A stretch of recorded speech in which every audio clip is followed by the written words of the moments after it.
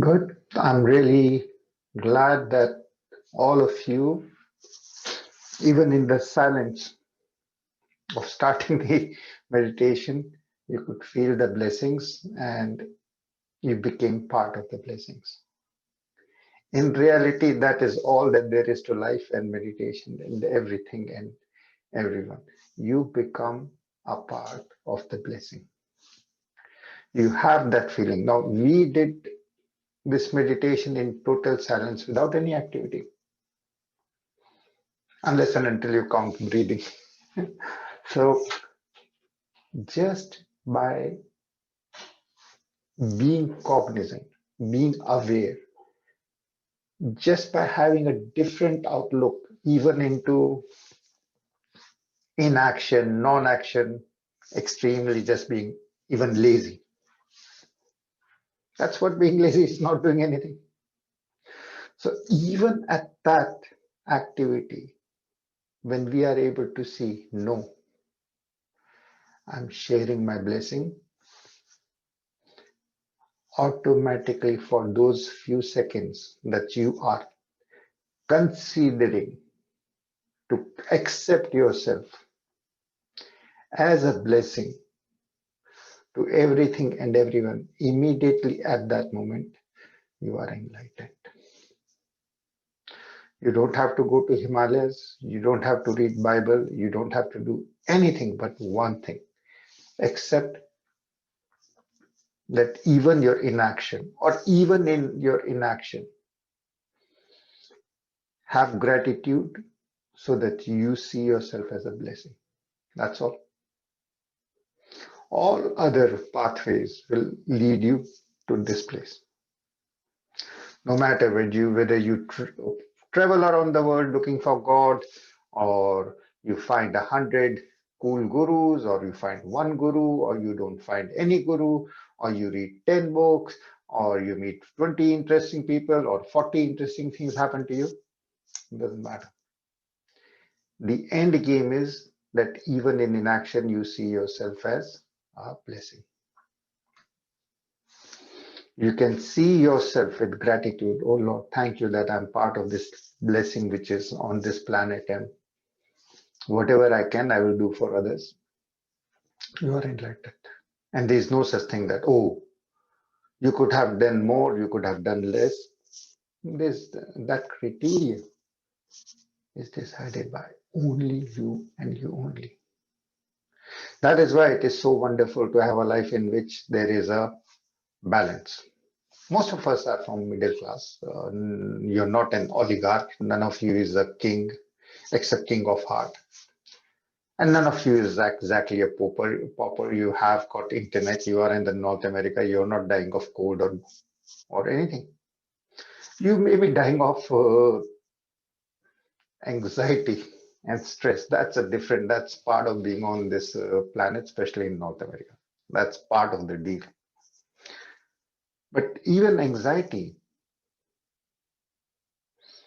because there are a couple of people who are coming for the first time, anxiety is born not out of the fact that it really is there's something to be anxious about, but about our loss of control over the situation. So in the days of old, the hunter would step out and would see a dinosaur, or would see some break in the pattern, would see a twig, and that broken twig would be meaning that someone is hunting. Not he is hunting, but someone is hunting him or her. And while you are the hunter, you think that in the same jungle, you may be thinking, yeah, I am in control, I'm the hunter. But the moment you feel that you are the hunted, means that you lose your control of the situation. And in the same jungle, you might be even in the same spot. The moment you see that broken twig, you feel you are hunted, and now you're anxious.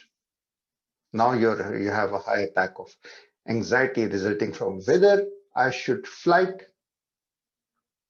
whether I should take flight or fight. And adrenaline like starts to flow so that you have more energy.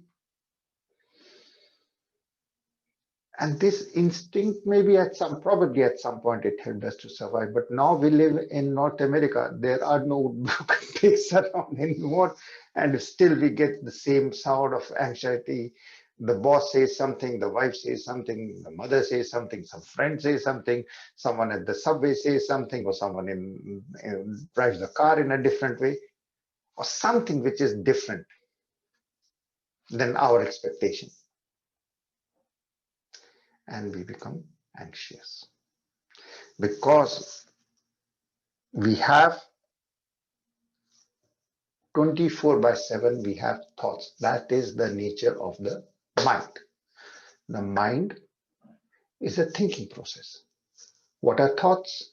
Images that come up in the mind. When your eyes fall onto something, the eyes were given to all of us so that this bag of blood and liver and kidneys with 9 holes from which different types of things seep out. The higher they are, the more we have we have less, let's say, judgment against these. So from the eyes, the tears flow out. So if you say, oh, if you are kissing someone and someone is crying and the tears fall into your, you sort of kiss the tears away, etc., it looks even romantic. And the lower you go, the more you have discussed. But ultimately, our bodies are just bags of bones and blood seeping out like a balloon from different holes, different things. And that's all. But when the face, the nose, the eyes are structured in a way that is pleasing to you, then it invokes into us desires just because our eyes fell on it. It invokes thoughts, and then we give these thoughts a value, good, bad, I want this, I want to avoid this, or I want more of it, whatever. And then these pictures in the mind, which were given to us just to navigate on the planet so that we can serve, these pictures loaded with our judgments. I really want this, I really want to avoid it. Go down, and in our heart, they become. Heart is where the emotions are. The head is for ruling and living, just for navigating. But we have put our own judgments. God didn't ask us to put the judgments. So it's our own decision. We are gods inside our own bodies. We decided on this judgment scheme.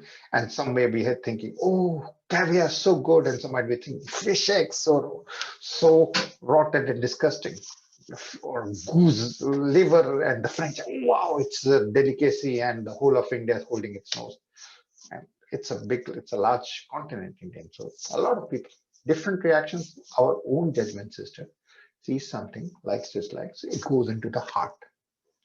In the heart, it becomes our emotions. And depending upon the emotion, we want more or less of it. That becomes a desire. The heart, instead of sending love, becomes a storehouse of wants and needs. 99% of the things that our eyes are going to fall on are never going to be fulfilled.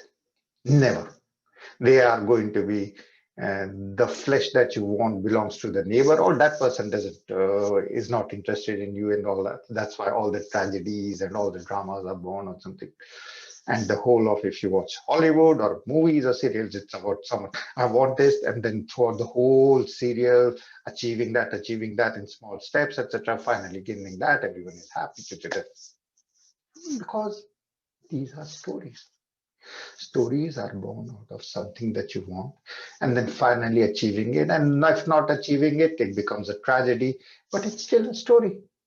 But we start to give these things value. We want to be heroes, heroines. Anyway, so the heart becomes a storehouse. And then, if we do not have trust in a God, we don't believe, no, I don't see that there is a very clever guy managing the business of this world. If the guy was so smart, wouldn't everyone be falling in love with me? I would be the world's savior. I would have be the person who would saving everyone from COVID, or even the other way around. People would be afraid of me just like they are after COVID. Everyone would know me. I would be famous. People have got those sort of perversion nowadays.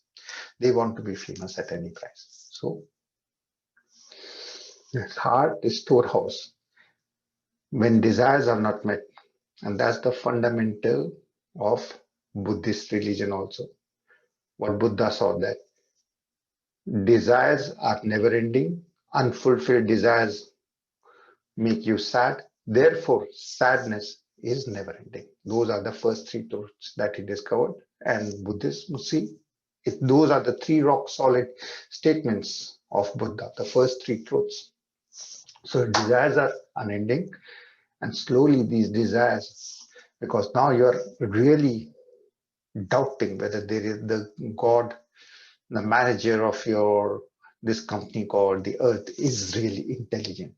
Why would he have a world in which there's so much amount of unfulfilled desires? Especially your desires. You don't really care about other people. Your own desires of just having a tad more money, somewhat more here and there sex with their body, and more self-respect, and everyone's saying, great job. You are the best.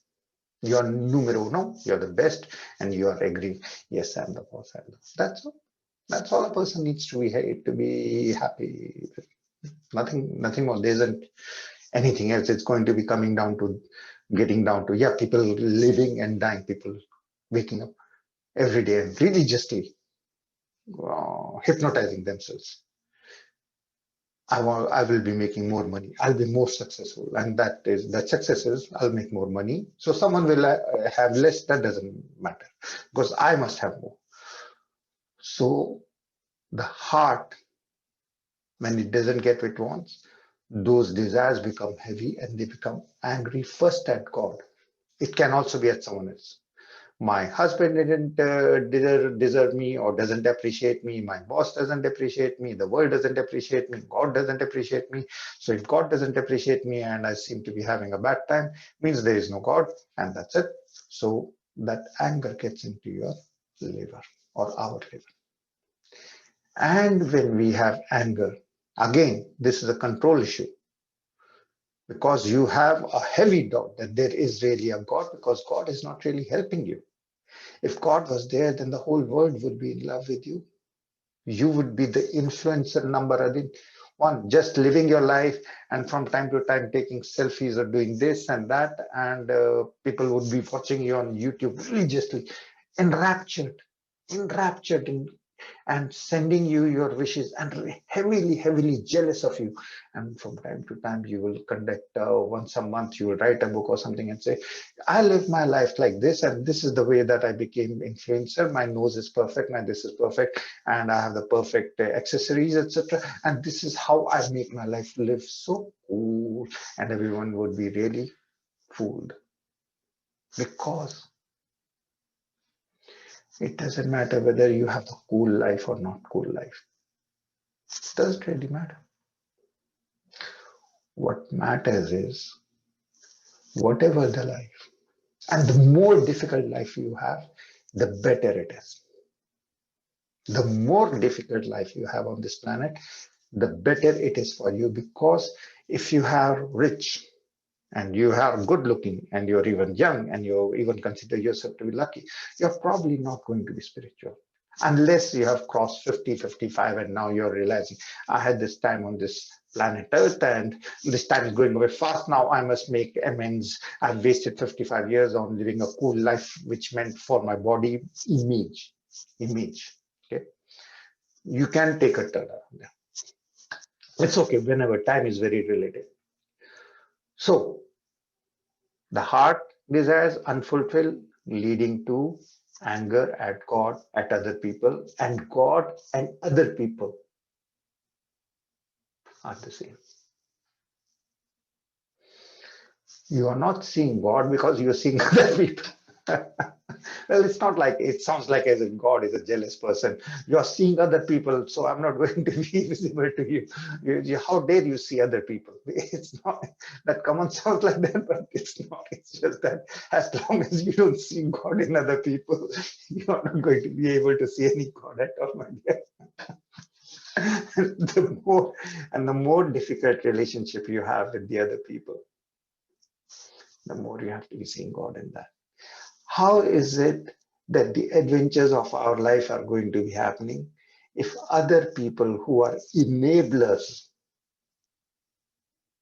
who are totally enablers, will not help you with loss? If everything that you will do will be in your eyes positive, you won this, you got this, you got that, and there is no loss happening, how in this freaking world would you become enlightened or spiritual? And if you're getting everything, means you're losing out on spirituality also. Most of the people who are very successful in terms of materialistic means that they could have been billionaires, trillionaires, zillionaires in the spiritual world or in terms of spiritual power. But they gave away that zillions to have a couple of billions in this monopoly money that you have.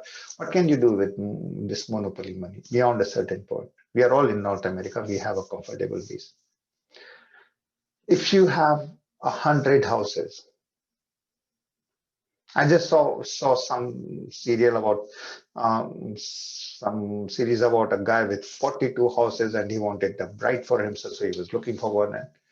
But he was so insecure, and his wife was helping him, and he's 45 and he's going through this, and he's 42 houses all over the world, and he was whatever. The guy was very insecure, and he's looking for validation, and he's looking for relationship, but he has a wife and he has got even children, so he has relationships, but he's looking for uh, more clothes or just sex, even though he's a millionaire. And yes, you can buy sex, but most people want a girlfriend experience of knowing you are with me not because of that per hour $1,000 that I'm paying. No, don't say that. I'll pay you 2,000. But even if you fake it that you are really in love with me, then I might give you more. So the person is deeply insecure. He's not happy that he can have these things. He wants the whole world or whoever is close. I really love only you. I see that golden light in you. I see how grandiose you are inside. And all this money, it really doesn't mean anything. It's good to have it, but I still. So that's what the person wants to be here. And whoever, this is like whoever will say these things, he will get all the money that he or she wants. So all these are born from insecurities, etc. Because even if you are getting what you're wanting on this planet, means you're not becoming spiritual enough. Spirituality needs a detachment from the game of life. Doesn't mean that you die, but it means that you take a look at it. Okay, and this guy is working 24/7, and there was a guy, very successful guy, he was saying, I worked 100 hours a week and I deserve it and all that. And you have to pity them. But they have got so much amount of great energy and they're just focused on money, money, money. And money they think that money will, they're not looking for money. They're looking for validation, respect, some understanding, and some just basically love. And these drives, if in the you'll find a lot of rich people are very driven to make money, and success is money, money, money. And sometimes it might even come nowadays in holistically. There was this guy who stole $1 billion from some company, V company or a U company, and his words of it, I'm working to change the society. The V company is doing this, etc. And he also studied a lot of Kabbalah, him and his wife. But they're all making it about success and money, success, money, and using holistic words. So most of the companies nowadays do not sell you a, they do not even sell you a service, which still is cool. They sell to you offerings. Yes, it's the same thing, and it might be priced more. So all that those unfulfilled desires born out of our judgments. Again, in our mind, God is not responsible. We are responsible for the word and how to imbibe it, how to assimilate it. Everything that the eye sees generates pictures. These pictures, if we stop them at a root level, this is just a picture. The world is a game, an eternally changing game, in which there is no point in having a judgment of good or bad, because in this eternally changing, the good is becoming bad, bad is becoming good. You might be thinking you won $1 million, $1 billion, and then all your life you are going to be traumatized. Is this person with me, or because of my money? And you're also going to be demeaning other persons, because now you're put in the hierarchy. Oh, I have this, I can allow this, so whatever seeps out of my body. And there are people like millionaires in different countries are buying toilets made of gold. It's one of the hottest selling items. Or toilet plated washrooms. So people start to, like, they want all these fake tools of validation, while the group can just have no judgment, accept everything, starting with yourself as a blessing. Let the blessing flow, so that in your head there is no heavy thought. This, use it like an antenna to catch the blessings of the universe. Channel it to your heart, because it's from the heart that we live. All the people who are in the money, money, money world, and 99% are like that, they are living from their head. And it makes them pragmatic. And it makes them even more successful. They are more practical. They can start. If I plan it out in this way, then I'll make more money, or I will take more, including in a relationship. And that's why they end up lonely so much of the time, because it becomes a part of them to take, take, take, take, take. At the end of the day, they have taken more than they have given. They feel good. It starts with the money, ends up with your emotionals also, and with everything that I got more. Then I got more attention than I gave, and they become absolutely poor, lonely, insecure, because they have tried to take more, ruled by the head. The heart has become non-prioritized, almost non-functional. So when we think, when we catch the blessings, we clean our thoughts, we see that we are a blessing. These thoughts, energy gets channeled to the heart immediately. For each one of you right now, the heart will open with Om Namah Shiva, Amen, Allah. All the religions of the world are different stairways. If you say, oh, I don't believe in a religion, yes, but the stairway is there. Unless and until you're so good that you can take an escalator of knowledge. Yes, all stairways are equally good, and I can climb on any one of them. Only at that point, when you can climb on it. If you don't need a stairway, you don't need a stairway. But the mind plays games. It says, no, no, no. I'm so good. I don't need a stairway. Religion has a story. Religion is this. Religion, Catholic religion killed these people. Islamic religion killed this people. Yeah, but these are all stairways. Don't blame the stairway for where the people went. Just use the stairway, because our mind is diffracted, and you focus the mind with any symbol of God, because the universe is a part of you, somewhat dumb like you. You have to declare it. Oh Lord, that I see in everything, everyone, in all the people in my life, I see you, and I want to see you, and I want to serve you. And to declare that intention, You need to say that. Instead of saying that, you can, at a level of mind, focus into the center of the forehead, draw a cross, and Om, the circle of infinity, the wave of infinity, and go with Om, Amin, Om Namah Shivaya. The sound vibrations, the three visual vibrations. And the moment our intellect is focused on this, our intellect is now relaxed.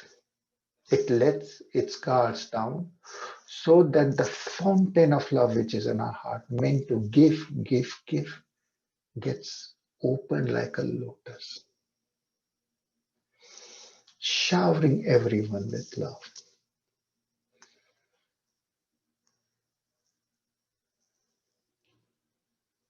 Just feel it. Om, just receive the blessings of being on this planet, just existing from above, showering like a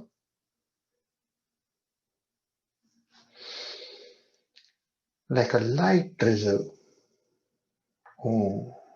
Let it go to your heart, opening your heart now. Shiva, sending love to everything and everyone. Shiva. Om Namo Shiva. Om Namo Shiva. Om Namo. The more you feel this blessing flowing through us,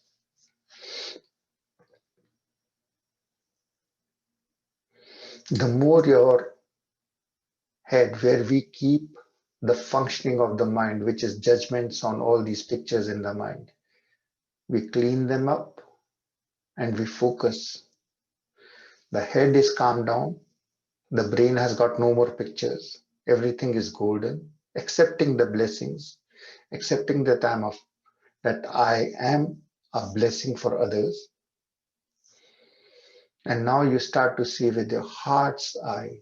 That is what Kundalini is. Seeing everything with your heart's eye, with total love. Seeing God, presence of God in everything and everyone. In everything that you had a judgment, this is good, this is bad, you see God's presence. God not as Mr. or Mrs. God, but as an infinity of love. God is just aka infinite love. Om Namo Shiva. Om Namo Shiva. Now, as you spread love, the need to control your life using your puny mind goes away, and you start to use, I would explain it like the hive mind. So most people live on this planet using whatever thoughts are there, whatever life experience has been accumulated in our puny head. Small head, around 9 kilograms of brain cells. Using that, we think, oh, we are smart at this, etc. And we live our life wanting to be in control. So anxiety and anger, and then fear, whatever we are anxious about, that leads to fear. I can lose out because maybe the universe is pure random chaos and I will be killed. I won't have enough love and I will be killed. So that is the ultimate fear. That's why people are looking, even with money, people are looking for love because they think that love is the ultimate panacea. It is a throwback to childhood, that if a child doesn't have enough love and the mother doesn't love, then mother won't give the milk. If the milk is not there, then the child will die. So we get hooked up with this thing that love is life. Giving love unconditionally is life. Taking love is not. Whether the word loves you, whether the word hates you, as long as in your mind's eye, in your heart, you know that you did everything for everyone on the planet as much as you could, you're going to be fearless. You decide that you have this time on this planet and you lived giving others love from the heart, showering them with love, you're going to be fine. You have got judgments at yourself also. Your self-esteem is weak because you have, oh, I had better things to do than sending love. I had to cook, I had to do this. Yeah, but even if you cook, you make it and offer it to others. And then, because you are a blessing and you're accepting everything from the universe, because God is hidden in other people that are enabling you and they're creating difficult situation. You're laid off, you're rejected, you lose money, you lose respect. Everyone is enabling you to have that, because the life is meant to be like a roller coaster. If you don't go up, then how will you go down? There's no way you can only go up or that. We came for the contrast of this life. And why is the contrast? The moment the sun shone its first light, the shadow was born. And the more we are less lucky, the more difficult and challenging our lives is, the more we can open our hearts and bless others who have in our mind's eye caused us any sort of loss, reputation loss, rejection, or pain of any kind, or even financial loss. The more they have caused us, and the more in response to that, seeing the world as a game of out of good, bad, out of bad, good. So if someone has done anything negative to you, that negative is also positive. It's a potential positive, because out of that negativity, you are uncovering this positive strength of sending love. So you are going to be looking better in your eyes. First of all, that is the most important thing. The word says, yeah, you did a good job. Doesn't matter. You inside yourself have to be knowing, I did a good job. The world, I got this response from this person. And there are other people who are going to be responding to your love with love also, and they're going to be responding with a different type of love. You have to be absolutely non-judgmental by seeing the grace of God, first of all, in your presence on the planet, and to them for being in your life and interacting with you, teaching you something. Or they could have said, no, no, no, this guy, if I make this guy lose this job and then, or lose this relation, and this guy becomes spiritual, but not so strong spiritual that this person is going to be holding a vendetta against me in the spirit world, not really understanding that I caused him or her pain, because that's what this person had asked me to do. Then that person just wouldn't have played any role, and your life would have gone smoothly without you learning anything, or without us learning anything. So we have eternal gratitude for the people who took upon this mantle, and there is no condition and there is no end to it. We are grateful to all the Jewish people who went to the concentration camps. They are heroic, but we also are forced to be grateful to Hitler. And we are not going to be like that, because he's also a guru who is teaching how not to be. Total paranoia and total misuse of power to put down upon others. But we also will learn something from him, what not to be, and we let it go. Otherwise, God, we have to be able to see, using all our willpower, all our judgment power, everything that we have, to see grace and God in everything and everyone. Only then it works. If you will be having doubts, those doubts will become, oh, but if God was there, then how come there was a Hitler? And if Hitler was there, then why? How come my father is so strict, or my mother was like this, or my partner? And that doubt will not let you accept the universe as is. It will go down from your liver. From the heart, the pain goes to liver as a doubt, as anger at it. Why is this happening? Why am I not in full control? And then it becomes full of fear. Oh, I don't have control in my life. So it is this random universe. It's a cold-hearted, meaningless universe, and that is the ultimate fear. That is why so many people even want, oh Lord, I want to see you in any form. So to see God as is also one of the biggest desires of the people who are really into religion, to see God in any form. And the blessed ones do get to see that. Now, Being an Indian, you have to understand that in India, you do see God 10 times, 10 days a year. 10 days a year in every Indian town, almost in every almost in every, I wouldn't say every street, but every 10 streets, there would be a theatrical enaction of the holy story of Ramayana. And Ramayana is just a story of a King Rama whose wife was kidnapped by the demon Ravana, and he went and fought with the demons using the assistance of ape-like beings or apes or monkeys, if you want to say, and Hanuman was one of them. And then he fought the demons in Sri Lanka and brought back his wife Sita, who had been kidnapped by the demon king. And this story is around 3,000 years old. So it was originally written by one of the sages, Valmiki, in Sanskrit.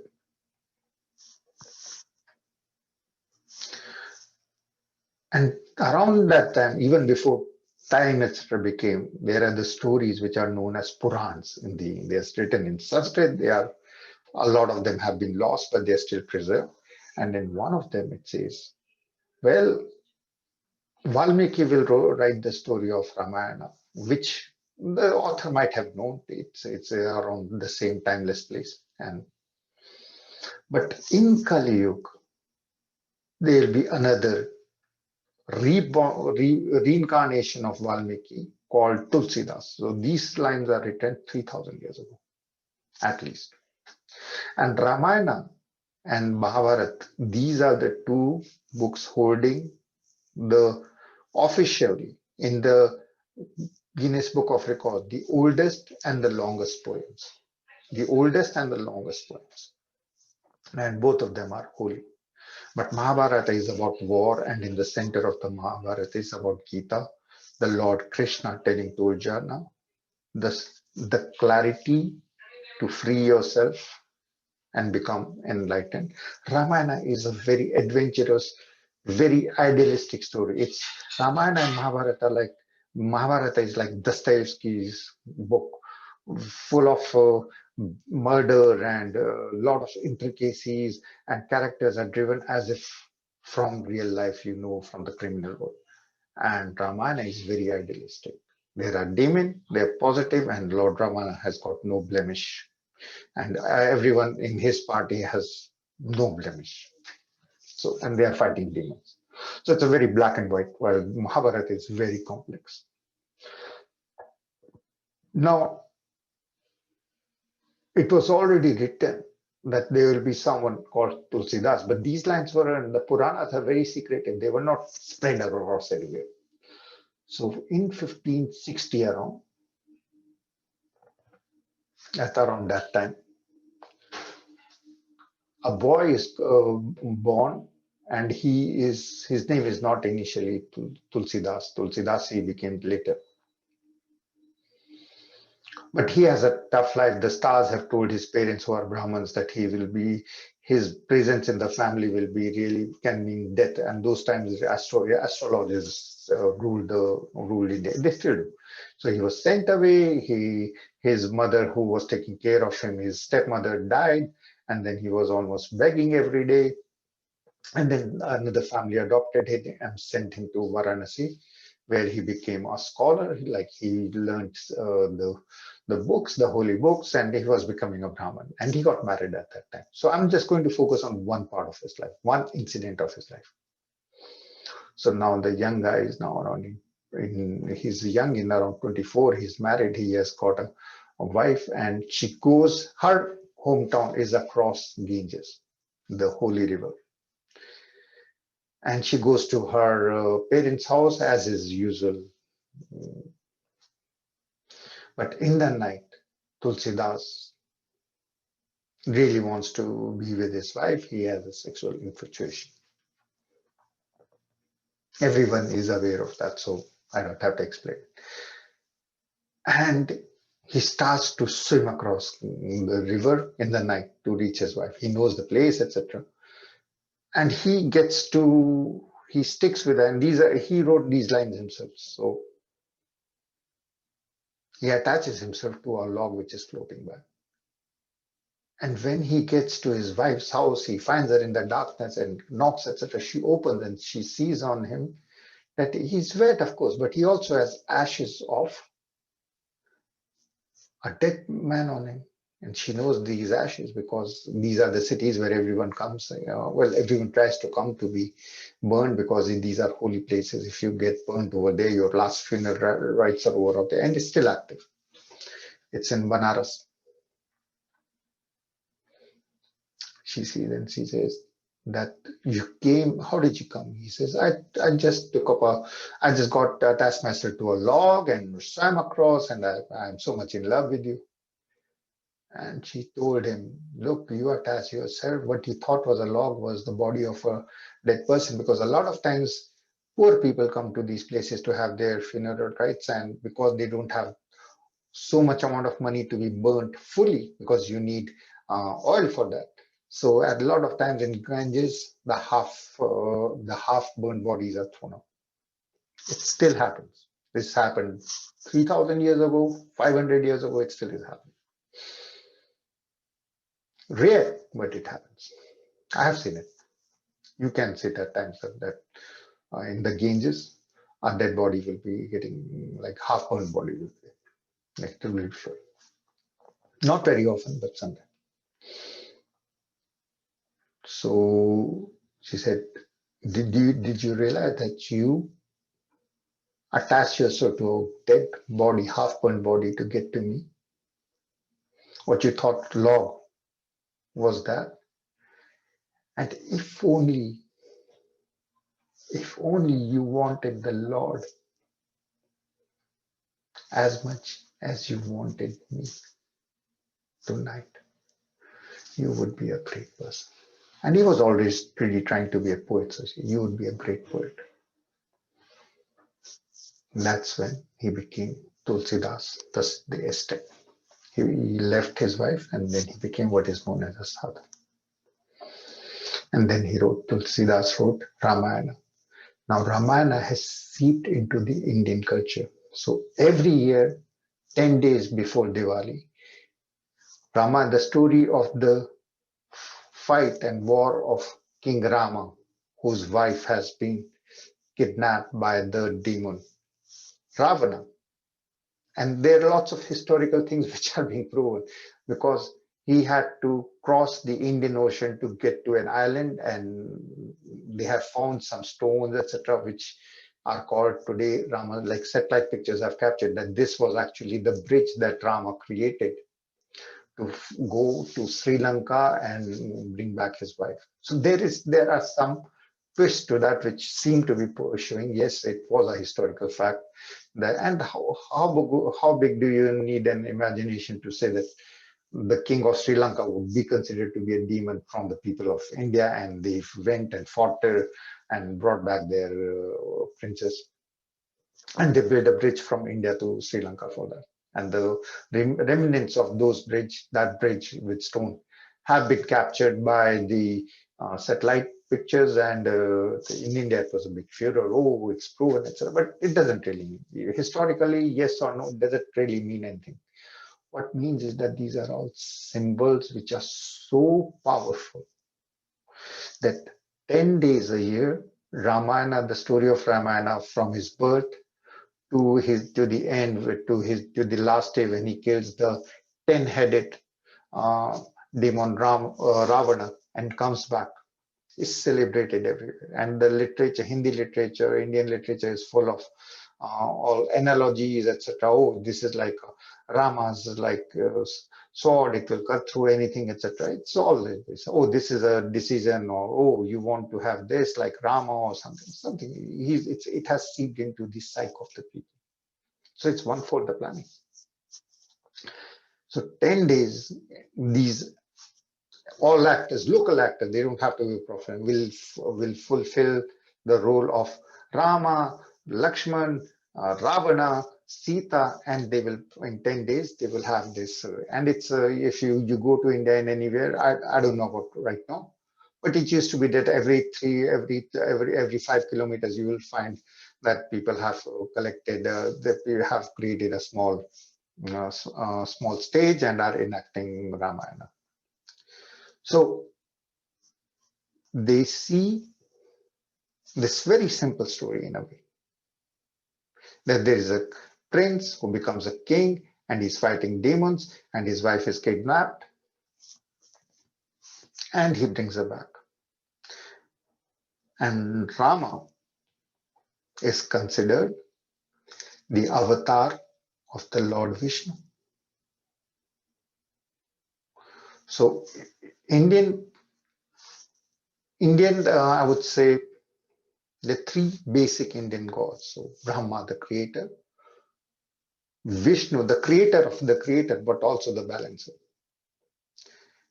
and Shiv, the destroyer, and also the one whose dance initiates the creation. And Shiva is also the god of infinity, also reflects for anyone who is on the path of meditation. So God is one. Just like the matter that you see, there's so many diverse things, but at the end of it, it is just electron, proton, neutron, exactly as over there. An electron is like Shiva, dancing, dancing, dancing, creation and dissolution, creation and dissolution. And Rama is one of the avatars, one of the 10 avatars of Vishnu, because Vishnu says, whenever the world needs it, I will be removed. Now, beyond the symbolism, each one of us is a reincarnated avatar. No exception. Otherwise, you won't be even in this class.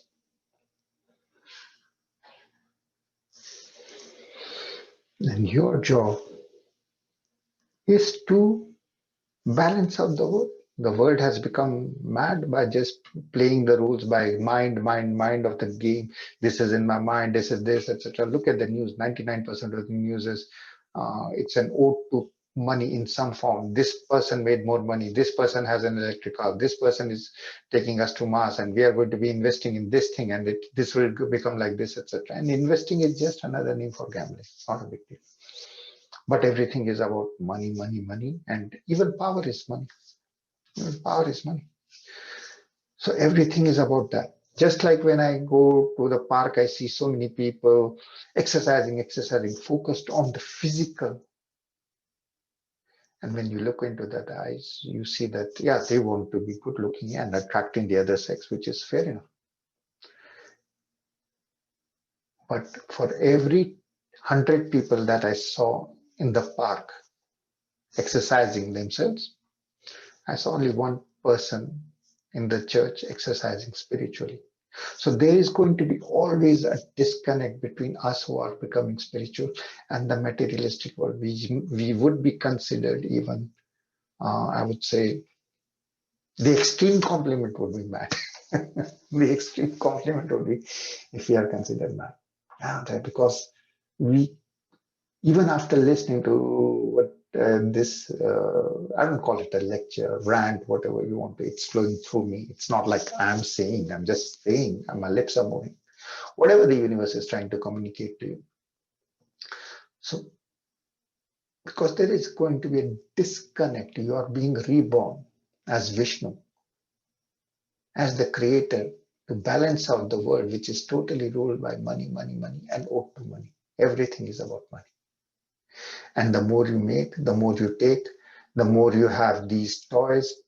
And it could even be people doing great things for apples and this, and then thinking that this apple, and I don't really get it, how you can have a phone for 1,500, etc., when the cost is $150 from the source. It's all prestige value being added to it. So, but people are very focused. I want the latest iPhone, and it's like being fanatical for these toys. So they control us. The whole world is being controlled by these images of happiness on the market. You will buy this and you will be happy. You will buy this, you will be self-realized. You will buy this, you will feel yourself to be whole. And it will be for 3 seconds or 30 minutes or 3 days or 30 days, but not for 31 days. And people are buying houses and this and that. And no matter how many houses you have, like this 41 house guy, oh, he was looking for a wife with his ex-wife out there and looking for his next wife, etc. And the guy was insecure because even if you have 41 houses or 100 houses, when you go to sleep, you go into a very, very narrow bed compared to the area that you own. When you go to sleep, you need a very, very narrow bed. And when you die, you need even half of that. So you don't need that. It's all just a mind game that I want more. It's always whatever you want from this world, whether it is love, respect, money. It's a reflection of some deep insecurity. Each one of us is looking for love, and that insecurity will be reflected. I want this or that. It can even be I want more in life. I want this, that. But at a deep level, you just have to bless everyone and everything that has happened. And that will take away your fear, your fear based on the fact that you are not accepting whatever has happened in the past. Whatever is happening, if you can manage it to avoid it, you think, oh, this is really harmful, you can manage to avoid it, great. But if you can't, and especially if it's already happened, enjoy. Enjoy the blessing of having that in your life. And it needs willpower. That's why the willpower is not to be so strong and sort of control or hurt others, etc. I saw a very good example of when I was walking that day. I saw someone. The word is becoming more and more upset. So there was at least around 20 people, the 100 people that I saw in the Montreal downtown garden. They divided into 4 or 5. Some are jumping, some are hopping, some are this, etc., hopping in the same place and wanting to be going somewhere, but hopping in the same place. And you can see that, and some people pushing themselves. And there were some, and there are 3 or 4 trainers. So, and one of them had like coffee latte, and and he had sunglasses on, very cool looking guy. But it was like, do this, yes, you can do this. And the other guy was struggling, yeah. And this guy was looking at him, and I was thinking, whoa. But think of it, these trainers, they saw me also. And if they would, by any accident, I don't really expect. But sometimes these boys, these guys, they want to be cool in every way. So meditation is cool. If they ever come across this channel and see this YouTube, imagine that what that person would be saying. He would say, you know what, guys, we have got these really ugly looking dudes and they are like brown, because all these guys are white. They are white. And this guy makes them like collect together, close their eyes, and the other goes, no. And how many calories he makes them? So they would be saying that no calories were lost. And how much sweat was there? Nothing, nothing. And what did he make them do? He just made them do close their eyes. And what did he make them do after closing eyes? Maybe he made them do sit-ups or something. No, he just asked them to do om or let go of anything. So let go, not even get something, no muscle, nothing, etc. And these guys would be saying, and how much he makes? Well, potentially he makes more. And these guys would be so much like, laughing at you all for for being scammed, doing nothing, being asked to close eyes, give off to the word love, etc. So everything is just an alternative way of looking at things. But these guys are getting like, I don't know, $20-25 an hour. It's not more than that. And they're making 10-20 people just, yes, jump on. And everyone is feeling some tangible value. But spirituality is about going to the intangible. The fact that your heart is open, intangible. The fact that your spirits are now fearless, intangible. Or if MasterCard would say, priceless. So you have to change your direction, your priority has got to be tweaked.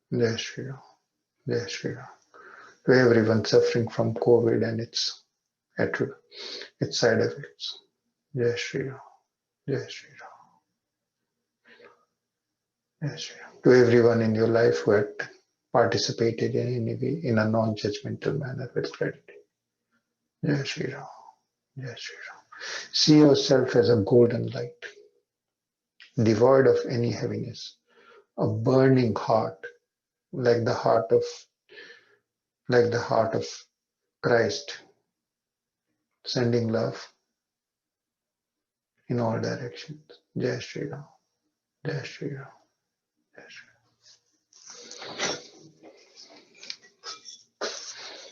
May all your pain, fear, anger,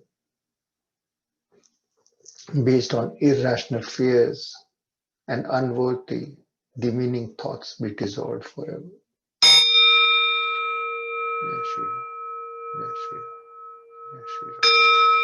Jai Shri Ram Mary. Jai Shri Ram Galin. Jai Shri Ram Ji. Jai Shri Ram Chi. Jai Shri Ram Veera. Jai Shri Ram Candice. Jai Shri Ram Karen. Jai Shri Ram Boris. Jai Shri Ram Jarina. Jai Shri Ram Preeti. Jai Shri Ram Leena. Jai Shri Ram. Jai Shri Ram. Jai Shri Ram. Jai Shri Ram. Thank you. If you have any questions, you can ask them right now. I'm stopping the recording. So if